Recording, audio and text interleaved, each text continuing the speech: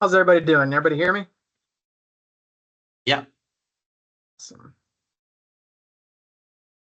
See how many people we've got in here so far. Okay. Give it just a couple more minutes, see if we get any more stragglers, and we will kick things off.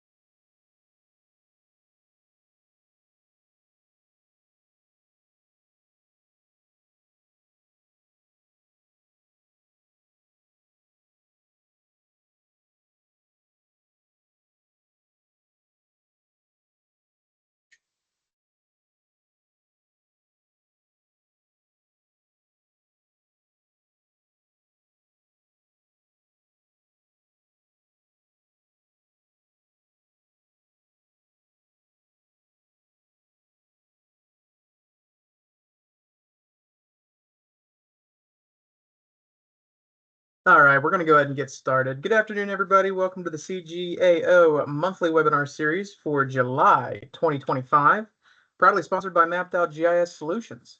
My name is Ace Spaziani. I'll be serving as the moderator for today's session.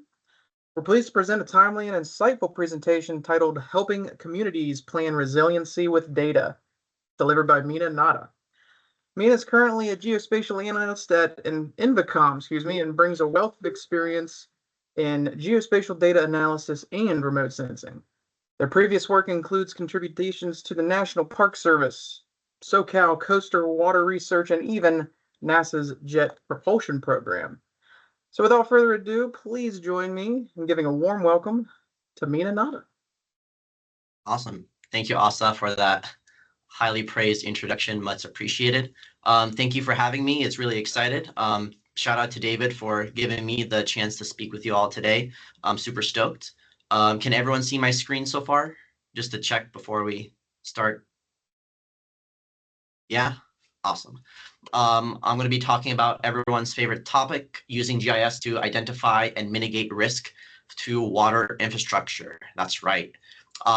So before I get started, I want to just share a quick note. I didn't work directly on this original version of this project. It was my boss, Amanda, that had led that effort. But I've been very deeply inspired by this work, and we're actually currently working on a related product that builds on top of this. This project is under NDA, so while I can't speak on it just yet, what I will walk you through today is kind of the foundation that got us here. So for context, this project, what we call the Safe Water Resiliency Toolkit, was developed during the height of COVID-19. So in Ghana, one of the regions that we were one of the countries that we were partnering with for this project, water providers were suddenly required to basically deliver safe water to everyone at no cost. And that might sound simple here in the US, but it had created immense operational and financial strain on those communities, especially for the smaller water utilities. And so it basically forced us a moment of reckoning, which was, how do we really plan for infrastructure that can withstand the shocks that we know are coming? So think climate change, flooding, drought, etc. When the existing planning tools are mainly mostly manual, They are slow to respond and slow to generate the analyses and fragmented. And so there was a clear need for some sort of geospatial inventory for water infrastructure, something that was digital, something that was reliable, and something that was fast. So due to the complicated permitting systems and weak enforcement, those geospatial inventories rarely exist in real time, especially in places like Ghana. So that's why this toolkit was essentially created, was to provide a smarter geospatial powered approach to site selection for like borehole drilling for water, for example, assessing the risk of the site selection themselves, as well as long-term planning. So in Ghana, they had this mindset of drill first, then we'll plan later. That was kind of their mindset. And the goal here was to flip that around, was to make it plan first, then drill later. And really, this goal was to help these water utility providers to make more informed, climate smart decisions from the get go, from day one, rather than having to basically retrofit all of the stuff that they had done because they haven't thought about it in the beginning.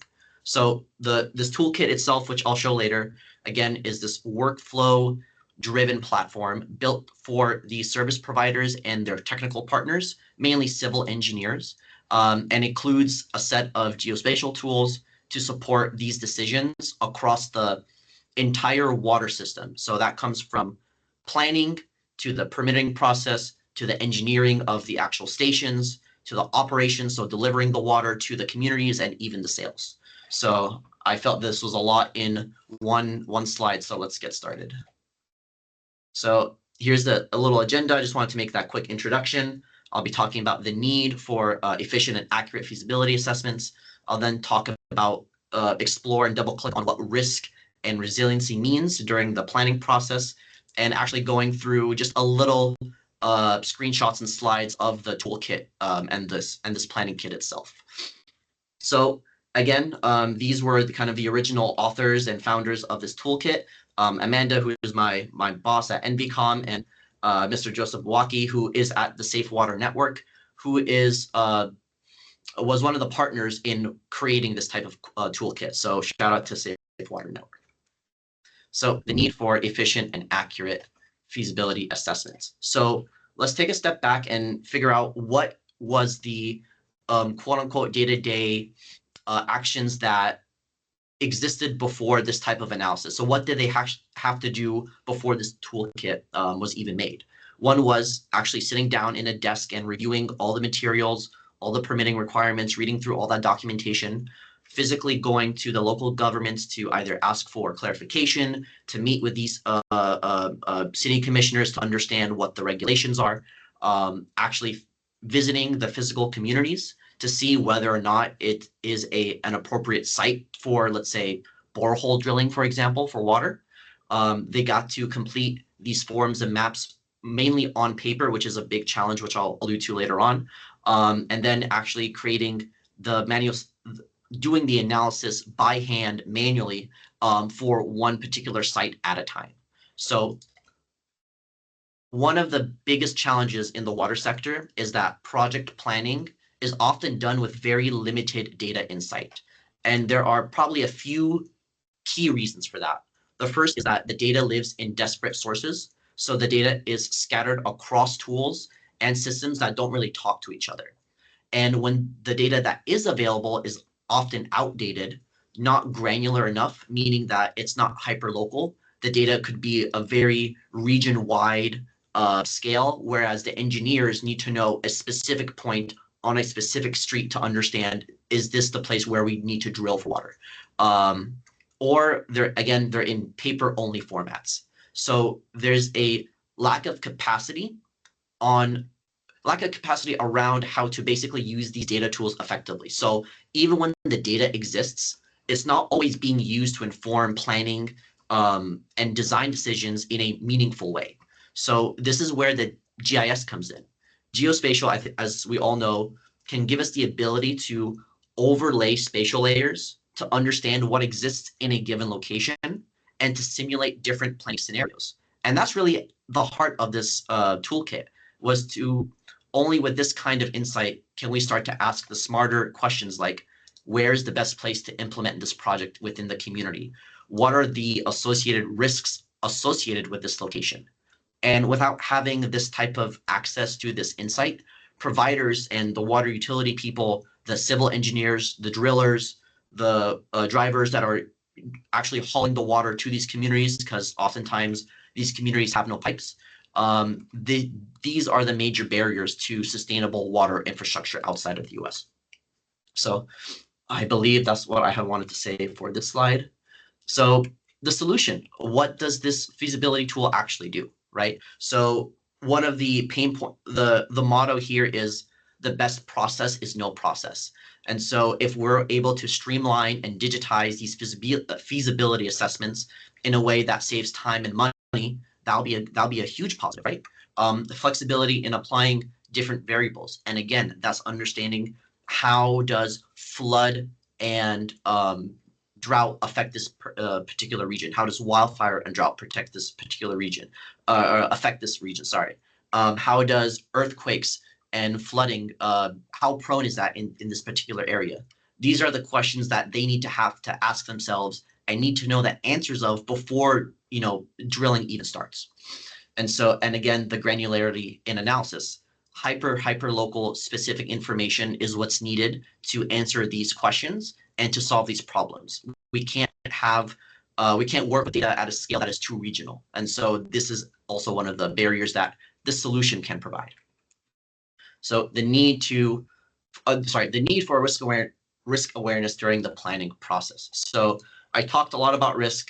I talked a little bit about resiliency. I want to take a step back and just define what those parameters are. So that way we can have a better understanding of this chat moving forward, which is what the hell is risk, right? Risk, I would classify, is a function of hazards, vulnerability, and capacity, right? So the hazards, I think we all know what that is. Vulnerability, how affected can this site be given a particular scenario? And the capacity, again, how much energy and how much resiliency do they have to actually respond and mitigate to this particular risk. And what is resiliency? Resiliency is the ability of a system to keep functioning in the face of stress. I believe that's kind of how that's the best definition I was able to come across.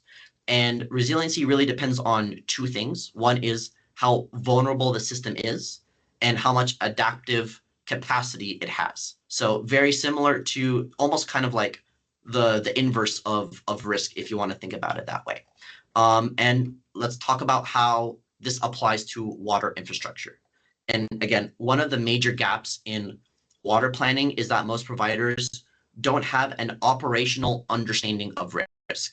And the reason why is because a lot of the existing tools that they use, again, either only display very coarse scale data, so useful at a global or a national level, but not really helpful for communities making local decisions, right? So if you're thinking about, using satellite data, a 10-kilometer resolution pixel is probably not going to, solve the problem if the scale that you're working on is at the feet or even in meters, right?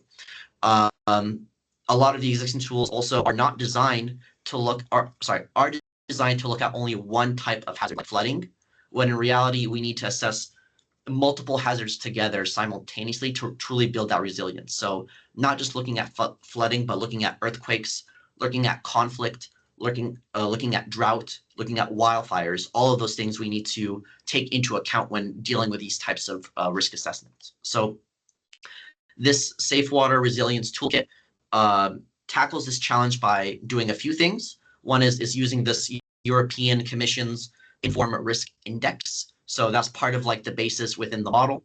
And we're translating that risk index into a geospatial-based tool. So it's very similar in approach to, if you're familiar with FEMA's RAPT tool, the Resiliency Analysis and Planning Tool, RAPT, in the US. And this tool also tackles the challenge by incorporating satellite Earth observation data at the local and subnational level. So it's like using satellites like Sentinel-2 that has a 10-meter resolution, which would be good at the community level. So these are the where was I going with that?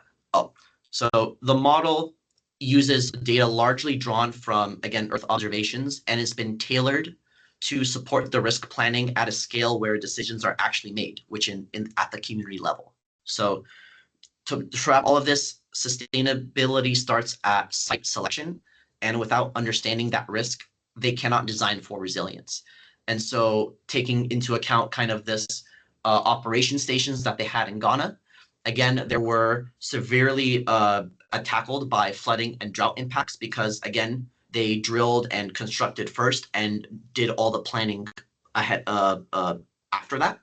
And because of that, there were risks associated with it, right? So they had to do longer pumping hours for these operation stations. They had to be shut down for months at a time, and it cost huge maintenance costs because, again, if they had planned for this in the beginning, they wouldn't have to use all this effort and all these resources to keep it sustaining, right? And that's not what we want for resilience. So where was I going with that? So benefits to this risk assessment tool. Again, it can identify these potential hazards. It can assess the risk on the station's design. It can assess the suitability of communities for the infrastructure. And one of the more important things was to help determine and help the engineers determine optimal locations for these stations from the get-go, right? So building this actual resiliency tool through GIS. So this Safe Water Toolkit isn't just a set of maps or reports for a one-off study. It's, again, a workflow platform that helps these providers and their partners plan, implement, and maintain sustainable water systems. So it was designed to relieve one of the biggest points in this space, which was, again, paper-based planning. When you have a great plan on paper, even when you have a, great plan on paper, it's hard to, one, track the progress, it's hard to get reminders, and it's hard to pull in new data over time. So this toolkit digitizes that process. It can automate routine tasks. It can centralize the data from the planners and partners themselves, and uses GIS and geospatial intelligence, again, through satellite Earth observations, to help answer these questions like, where are the risks? Where should we invest next? And how does this align with the government priorities that we were tasked to see and oversee? So by replacing the manual processes with a more centralized digital workflow, the toolkit removes the barriers to real resilience. And so this toolkit helps the teams actually carry out the plans that they worked very hard to develop. And so again, this is cost-effective, sustainable services. It is advancing these several desired outcomes of cost-effective, sustainable services, infrastructure that's resilient to climate hazards through better planning and risk awareness. It creates a common operating practice amongst every person involved in the water delivery pipeline or ecosystem, so that the service delivery aligns with the goals and the regulations of the government that they're operating within. And of course, at the end of the day, it helps build more resiliency in the communities, right? That is supported by these sustainable water services that prioritize this level of inclusion and this level of insight in their data. So again, what I think is probably the most impactful thing from this toolkit is that the last bullet point, it's easily scalable for use in different geographical areas. Because I mentioned in the beginning, this was for the country of Ghana. But what about Cote d'Ivoire? What about Burkina Faso? What about Nigeria? What about Liberia? These are other countries that I would suspect have very similar problems that are associated with their communities as it relates to water infrastructure. So without further ado, this is kind of what the toolkit looks like. This is really the end of my presentation. I had really nothing else really to add in terms of like context. Here, I'm just going to show you just a few screenshots to give you a better sense of what this toolkit actually does and what this toolkit actually looks like. So this is kind of like the front page, the beginning of the toolkit. And there are several apps associated with it. So there's the feasibility tool, there are 5 apps, risk assessment, EPA net, mitigation tool, and actually the sales. And so the few slides that I actually wanted to show with you was, again, this idea of feasibility and creating and defining what the hardcore parameters are that affect this level of resiliency. And so one of the things that I wanted to show you was, again, population was a big one in this replication. So here is one of the outputs of this tool was highlighting where boreholes were, where access to drinking water sources are, whether it was limited or they actually had plenty of capacity for drilling. And here is probably one of the things I want to show you the most is road accessibility. If you're in Ghana and you're tasked with providing water to a community, you probably want to know if there's a road to actually get to said community, right? Seems kind of like a no-brainer. But in Ghana, like these are kind of the challenges that they face, and this is kind of what their reality is. Sometimes there are very poor quality roads that you are not even wide enough for a water truck to drive through. There are motor feeders, which are kind of like level 2. It's not paved road, but it's better than a poor quality road. And then there's actually paved tarmac, like stuff that we are accustomed to in the US. So these are just a few things I just wanted to highlight as what this feasibility tool, at least in this first app, actually does. Access to electricity, that's a huge one. You can't really create all these stations without electricity to drill for water. I believe this is kind of one of the end products from the feasibility tool.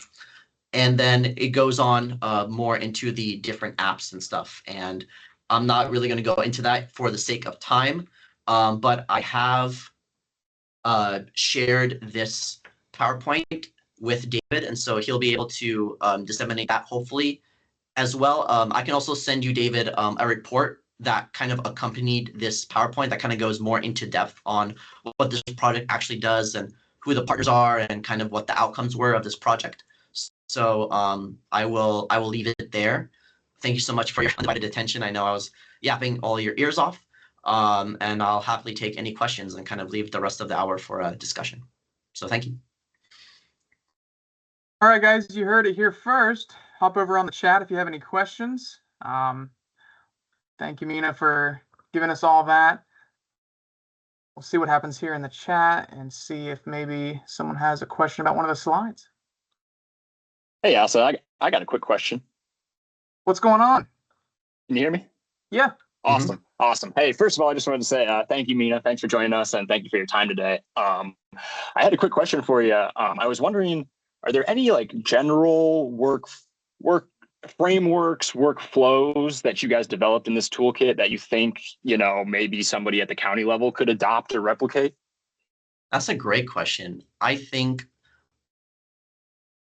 it would be a lot better if you saw the toolkit itself to understand like what it meant. But I think the concept of incorporating different modes of data and centralizing it into one platform, I think would be very powerful. And so maybe for a county, if you're working with like public works, for example, but then there are kind of other departments within the county that are also using geospatial data. So maybe the streetlights people aren't really talking to like the water utility people, or it's the the arborists or the tree trimmers for the city come in and they don't know that there's going to be construction happening in that particular road. And so being able to, I guess, to answer your question, being able to aggregate different forms of data to try to bring multiple groups together in a way that they're able to speak in a common language, I think could be very helpful for any organization that you're a part of. Hopefully that answered your question. Awesome. Yeah, definitely. Thank you. Gabriel's asking, is this app public? Can you link it in the chat? Sure. So what I can do is I can give you the link to the Safe Water network. This is where the app lives. And I think you have to contact one of the people there, but let me give you the email and the phone number too for anyone who is interested in wanting to learn more. And let's see. Yeah, that's the Ghana liaison. So I think that should be the email that you should reach out to.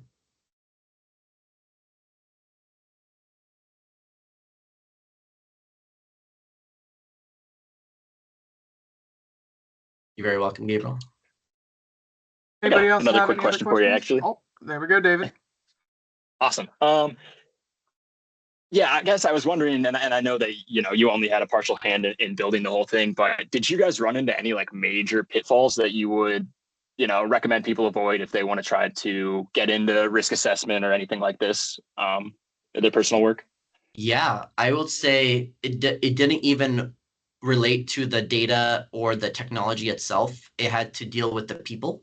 And I guess the answer to that question would be to understand who's who in the industry before you go out and work on a project like this or whatever project that you're working on, because oftentimes there are people that are in positions that you think they're there because they know what they're talking about and they have a deep level of expertise, and that might be the case 9 out of 10 times, but sometimes they might be an expert in not the appropriate thing that you need an expert in. And so I think it's, I guess, doing your due diligence first before reaching out to people, or I guess before signing any contracts, just making sure that the people that you are working with are knowledgeable in the aspects that you need them to be in order to make everything else work. I will say that has been probably the biggest barrier, because whether it was language barriers or trying to meet people halfway and trying to meet people with government officials or water utility providers, they all have their own incentives. And so just having that kind of judgment and understanding that I need to do more homework than what they say to me, just to make sure that everything is kind of clear and defined, I think really helps in the long term of any project, rather, let alone water resiliency.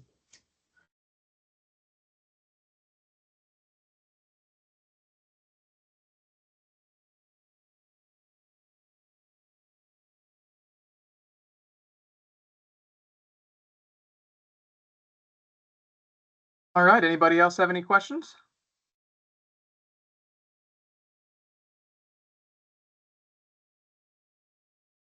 Hope I didn't make all you snooze from the talk. I thought it was interesting. I'm looking forward to following along with that app. Thanks for sending the link over that. That's perfect. Of course, and I'll send you the report. I'll email it to David so he can also try to disseminate that amongst the community. Perfect. Well, if nobody else has any other questions, thanks again, Mina, for coming in here and talking to us this afternoon. Thanks to Mapped Out for sponsoring this webinar. And if there's nothing else, we've got a guest invited chat here. Let's see what's going on with that.